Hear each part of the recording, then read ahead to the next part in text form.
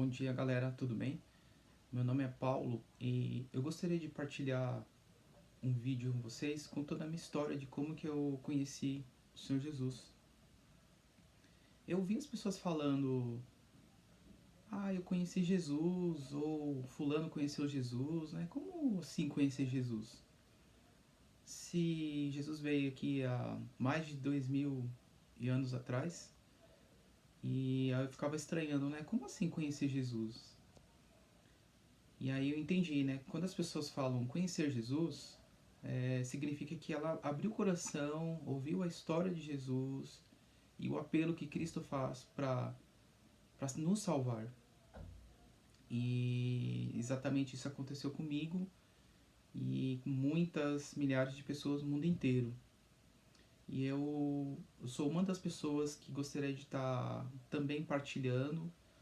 E tem muita gente que está frustrada, tem muita gente que está com a esperança morta, não acredita, não tem muita confiabilidade na religião cristã, no evangelho, diante de tantas coisas ruins que têm acontecido na história, e as pessoas vão ficando frustradas, desanimadas por tantas diversas coisas ruins que têm acontecido no ambiente cristão. Mas as coisas que aconteceu na história por causa das ações humanas, isso não invalida o fato da realidade e cristã, evangélica. Isso não invalida o fato da existência de Cristo, da obra de Cristo e do desejo que Cristo continua tendo em resgatar as vidas das dúvidas, das dores, das inseguranças, das perturbações que existem no coração. Então eu gostaria de partilhar e mostrar um pouco como que conheci Cristo. Tem muita gente que fala assim, eu não acredito na Bíblia porque a Bíblia ela é muito difícil de ler e tem contradições e eu não quero saber de ler a Bíblia. Então, comigo aconteceu da seguinte forma. Eu vou contar um pouco da minha história, eu acho importante falar um pouco da minha história também, para encorajar muita gente que está desanimada com a vida. Um dia a minha mãe disse que meu pai pediu para mim abortar. Então não era para eu estar vivo aqui hoje falando com vocês. Mas a minha tia, ela chegou, a pessoa que ia fazer o aborto, ela foi na frente da minha mãe no dia que ela ia fazer minha mãe ia fazer o aborto e ela implorou para que que eu não fosse abortado. E o motivo pelo qual o meu pai pediu para minha mãe me abortar é porque eles não tinham condições financeiras de me criar. E a minha tia falou, não, eu vou criar, eu vou cuidar dessa criança. Então, assim, eu entendo perfeitamente, né, a dificuldade dos meus pais, não culpo eles por isso. Eu entendo que o mundo está muito difícil para muita gente. Isso é em 1975, imagina hoje. Então, não era para eu estar vivo. Então, todo mundo que está vivo, presta atenção no que eu estou falando para você. Todo mundo que está vivo pode ter certeza que você foi desenhado na eternidade pelas mãos de Deus. Então Deus desenhou você lá na eternidade. Então todo mundo é importante. O Senhor Jesus morreu por toda a humanidade. Ele ressuscitou para te dar uma nova vida. Então não pense que você não tem valor, você tem sim. E a gente que tem essa motivação e que tem principalmente pessoas que têm oportunidades para partilhar com outras pessoas de diversas formas, financeiramente, espiritualmente, emocionalmente. A nossa missão é essa. A nossa missão é promover vida. Então vamos trabalhar e focar exatamente em cima disso, nós que somos cristãos. Então eu vou falar um pouco da minha história. E as pessoas falam que tem dificuldade de interpretar um texto bíblico. E eu também tive essa dificuldade. Eu saí da escola semi-analfabeto, não sabia interpretar um texto. Então eu tive que... no dia 18 de novembro de 1996 foi o dia da minha conversão. Nesse dia, eu fui na casa da minha tia, e lá na casa da minha tia, eu tava no quarto dela, deitado, e ela tava, minha tia, minha mãe, e tinha uma colega dela, de uma vizinha, que morava no mesmo condomínio que minha tia mora. Elas estavam conversando, e eu no quarto, ouvindo a conversa. Eu estava na cama, deitado, ouvindo a conversa, e essa moça disse que estava com HIV. E aí eu comecei a chorar, né? E perguntei para Deus: Deus, por que será que as pessoas sofrem tanto? Por que existe tanta dor, tanto sofrimento nesse mundo? E aí foi exatamente essas perguntas que me aproximou de Deus. Então eu tava triste porque eu tinha terminado o segundo grau, não consegui arrumar emprego, arrumei um serviço, mas fiquei por pouco tempo trabalhando como ilustrador para CD-ROM, fazia caricaturas, né, para CD-ROM. Teve a moça que eu namorava, ela sumiu assim da minha vida, fiquei muito triste por conta disso. Graças a Deus hoje sou casado, sou muito feliz com a esposa que Deus me deu hoje, né? Nessa época eu me envolvi com drogas, fui usuário, estava virando alcoólatra. Então tinha várias coisas que para ocupar, tentar ocupar esse vazio, esse abismo que tinha no meu coração. Então a gente sempre tinha alguma coisa para ocupar esse vazio. Então tinha essa questão do emprego que eu não conseguia, a questão afetiva, drogas que eu estava tentando ocupar o meu coração. Mas assim, o evangelho não serve só para tampar buraco, sabe, de coisas, sabe, que vai atender às necessidades humanas. É muito mais do que isso, né? Jesus tem uma parte no evangelho que diz que ele curou muitos leprosos, né? Muitos cegos enxergaram, mas poucos vieram dar glória a Deus. Então as pessoas só estavam interessadas na cura, mas não estavam interessadas em seguir Cristo, em obedecer, em viver para Cristo. Então é diferente. Então é isso que exatamente esse é o ponto que eu gostaria de partilhar com vocês. Porque ser cristão não é frequentar a igreja, não é só isso. É importante a comunhão, mas não é só isso. É compromisso com Deus. E esse compromisso não é uma coisa pesada, não é um fardo pesado. Eu sei que a gente tem muitas dificuldades por causa da nossa humanidade, né? Mas Deus dá graça pra gente fazer aquilo que agrada a Deus.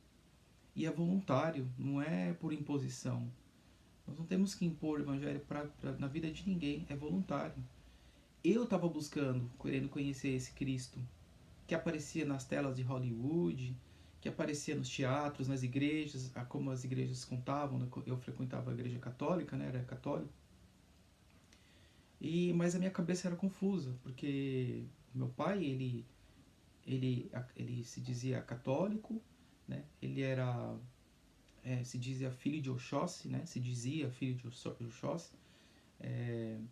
A minha família era envolvida com a Quimbanda também, com a religião de matriz afro, e ele também ele se dizia adepto do guru Maharishi Mahesh Yogi, o guru dos Beatles, que fala da meditação transcendental. E eu procurava ler na minha adolescência, de 18 para 17, para 19 anos, procurava ler sobre misticismo, gostava muito da revista Planeta, lia livros do Paulo Coelho, gostava de rock. Então não tem como a gente não gostar. Meu pai também gostava de rock, já teve bandas.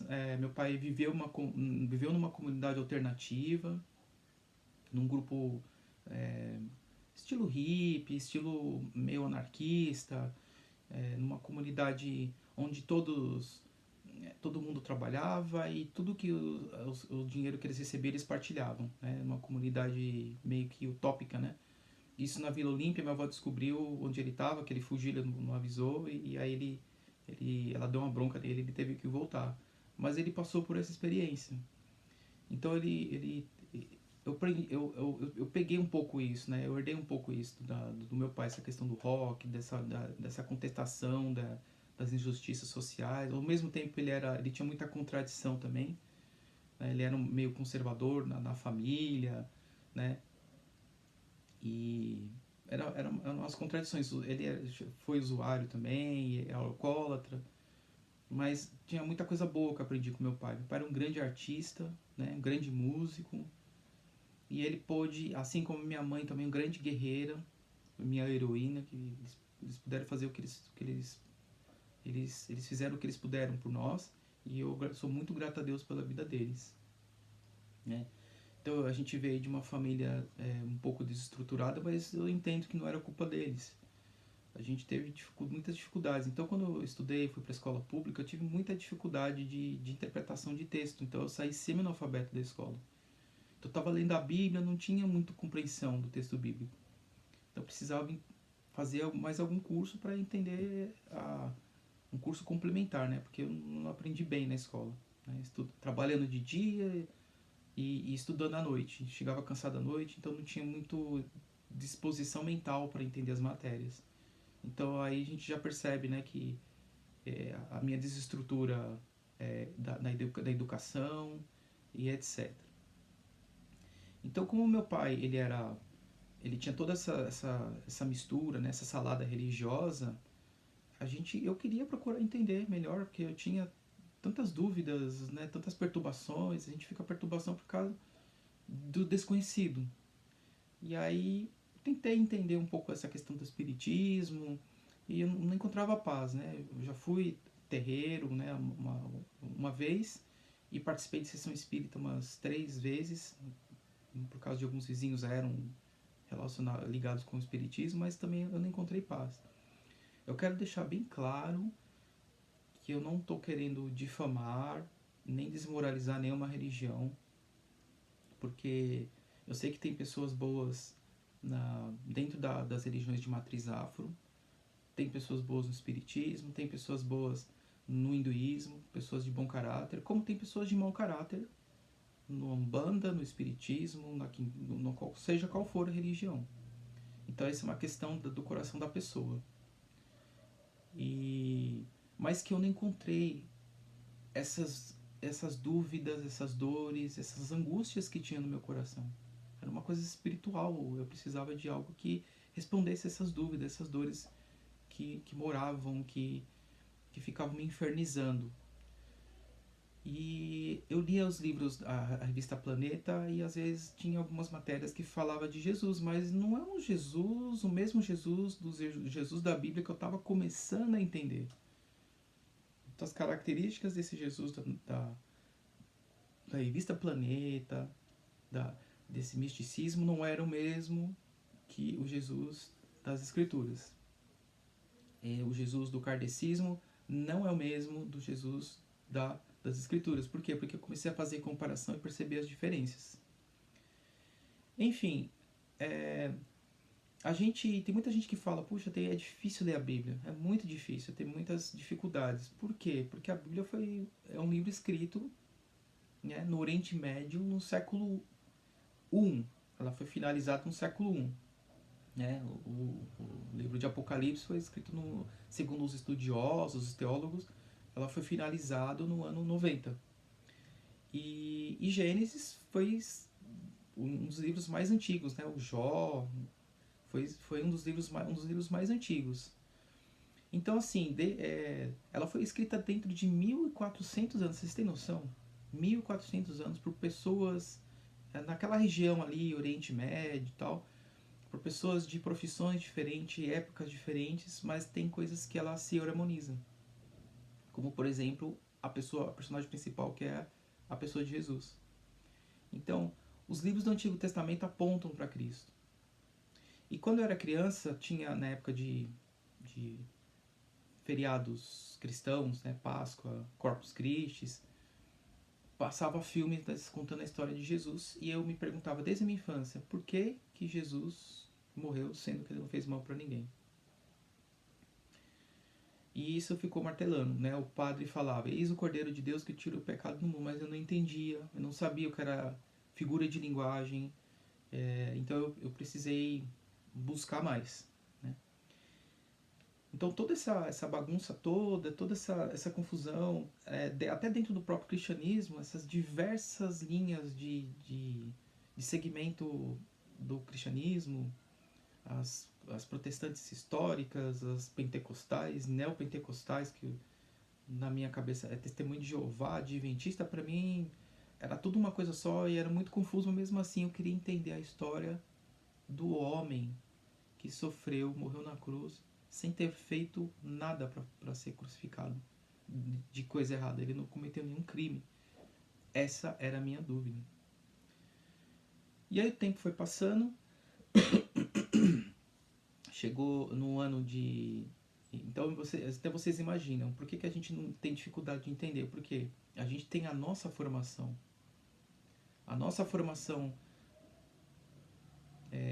de como nós enxergamos o mundo, ela se dá através do meio em que a gente vive e através de tantos acontecimentos, tantas circunstâncias que vão colaborando para a formação do nosso pensamento. Então vocês imaginem eu ter nascido em 1975, né? Aqui no Brasil, ditadura militar, no mundo todo, Guerra Fria. E aí, na minha família, meu pai com todas essas religiões, muita superstição, então tinha muita confusão, muita dúvida, muita perturbação na hora de dormir, não conseguia dormir com minha consciência tranquila. E aí minha avó começou a frequentar a igreja evangélica, minha avó, a mãe da minha mãe, e eu comecei aos poucos me interessar e comecei a ler também as escrituras. E aí, no dia 18 de novembro de 1996, foi quando eu fui na casa da minha tia, que eu estava muito triste, né, que aconteceu de eu ter visto aquela moça com aquele problema do HIV, que eu fiquei muito, muito chocado, né, que era a amiga da minha tia. E aí perguntei para Deus, né, por que as pessoas sofrem. Foi essa pergunta que me levou a querer conhecer o Evangelho. E quando eu voltei para minha casa, né, junto com a minha mãe, eu encontrei com a minha prima, que é a filha da minha madrinha, que trabalhava para Quimbanda, fazia trabalhos tanto pro bem como pro mal. E a minha própria madrinha tinha falado, nunca me esqueço, no dia que meu pai ia fazer um despacho, essa minha madrinha, ela falou pro meu pai, falou, olha Sérgio, todas as vezes que a gente faz algo pro mal, e ela falou que conversava com os orixás assim como a gente conversa pessoalmente. Ela falou, todos os trabalhos que a gente faz pro mal volta pra gente. E essa minha madrinha teve elefantíase nas duas pernas. As duas pernas ficou super grande. Quando ela tava viva ainda e tava super grande. Cada perna dela ficou muito grande por causa da elefantíase. E aí ela atribuía isso aos trabalhos que ela fez para destruir família e etc. Né? E nesse dia que eu encontrei com a minha prima, ela disse o seguinte, que ela entregou a vida para Cristo. Eu fiquei assim muito impressionado, porque ninguém na minha casa, minha família não gostava do evangelho, achava que tinha muita picaretagem.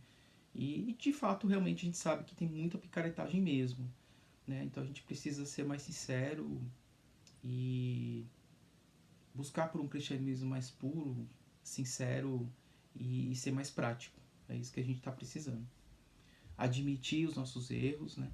Eu não estou falando então, como eu já disse para você, não estou querendo desmoralizar nenhuma religião, nem o catolicismo, nem Umbanda, nem o hinduísmo.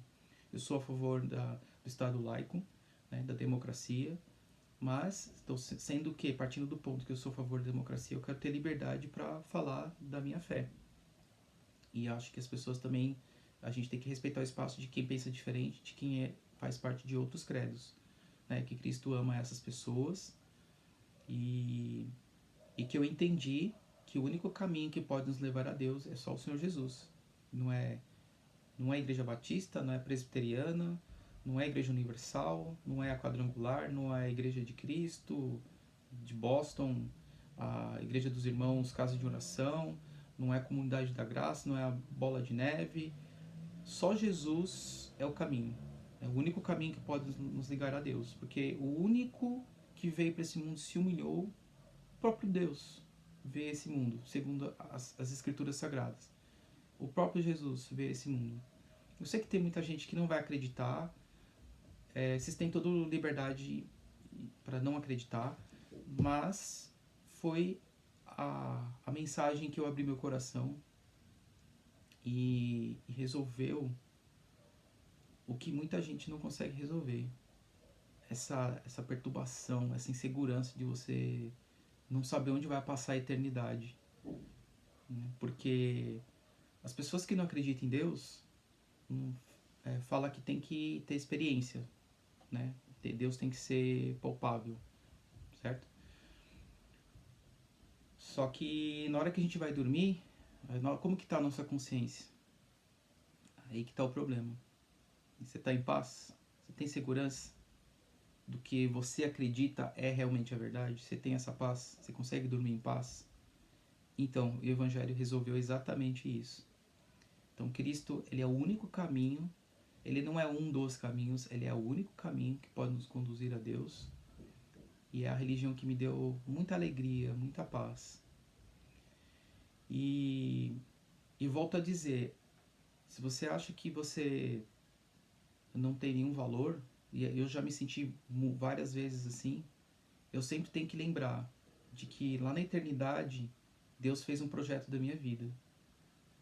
Como qualquer vida que existe nesse mundo, Deus desenhou a gente. Agora, existe a responsabilidade, existe a soberania de Deus e existe a responsabilidade humana. E aí isso é uma coisa que a gente tem que prestar atenção.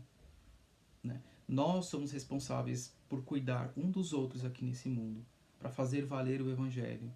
Porque a fé sem obras é morta.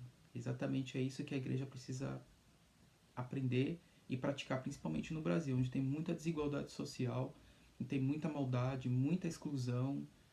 Então a gente precisa fazer o quê? Aquecer o nosso coração com o amor de Deus, abrir o nosso coração para que o amor de Deus ele encontre espaço e liberdade, para fazer da gente instrumentalidade para que o nome de Cristo seja de verdade glorificado.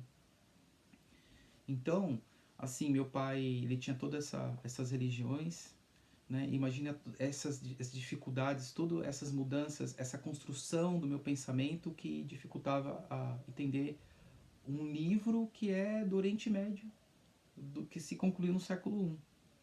Então o que eu precisava fazer? Primeiro, a salvação não depende de você ter uma formação acadêmica, a conversão à salvação.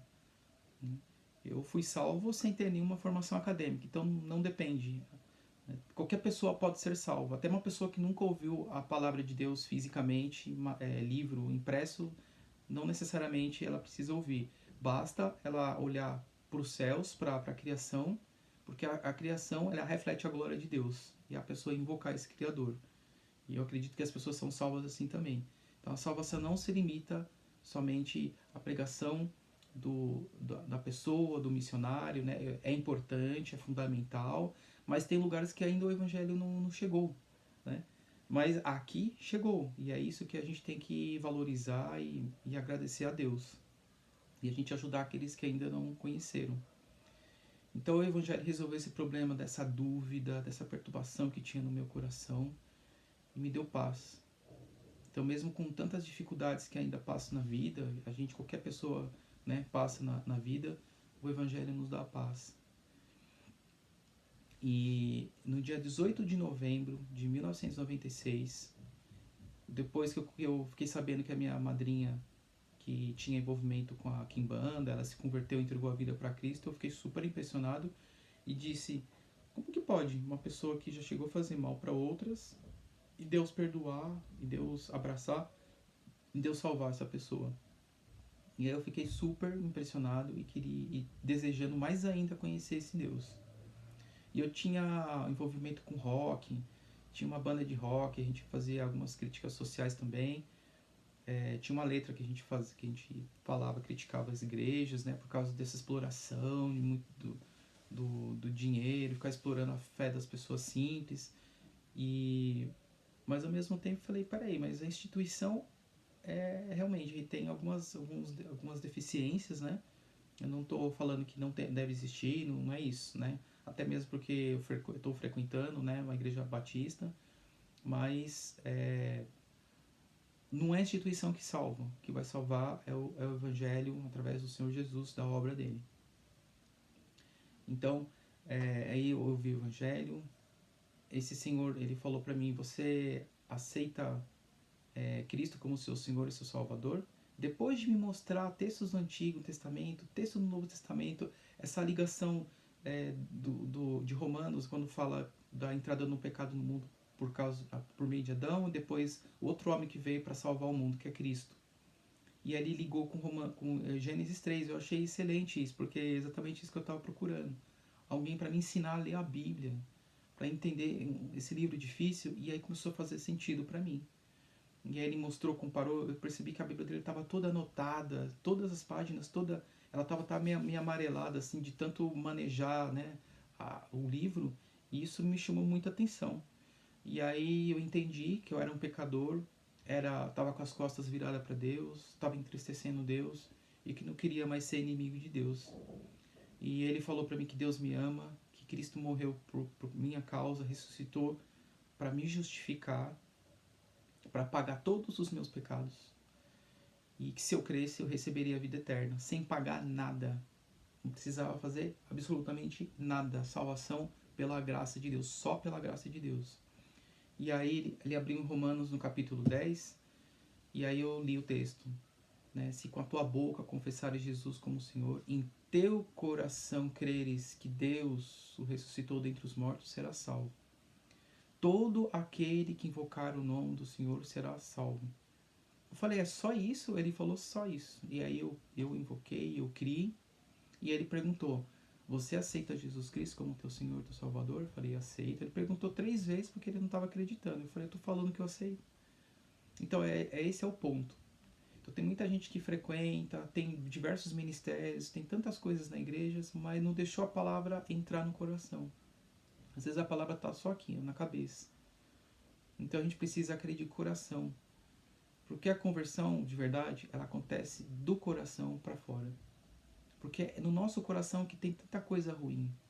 É no nosso coração que tem tanta maldade. E é ele que precisa ser lavado, limpo. E só o Evangelho tem o poder de fazer isso. E admito meus erros, minhas dificuldades, meus pecados. Mas Cristo veio para resolver a raiz do pecado. Porque é justamente a raiz do pecado que separa a gente de Deus. E quando a gente não tem Deus, a gente não vive para a glória de Deus, a gente vive para a nossa glória. A gente vive só para satisfazer nossos desejos, a gente quer ser adorado, a gente quer ser cultuado, o holofote fica sobre a gente. E Cristo não criou a gente para nos adorar. Cristo nos criou para a gente viver para a glória dele. Então, eu encontrei essa paz. Ele é o supremo pastor. Né? Eu sou uma simples ovelha, né? Nessa linguagem figurada, que a gente faz parte do aprisco. E ele prometeu que estaria sempre conosco, nunca ia deixar a gente na mão.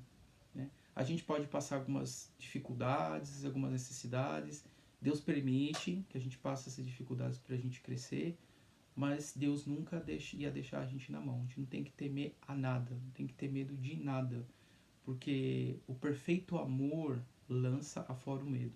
Então a gente tem que ter medo de nada. E a mensagem que eu gostaria de deixar com vocês é essa.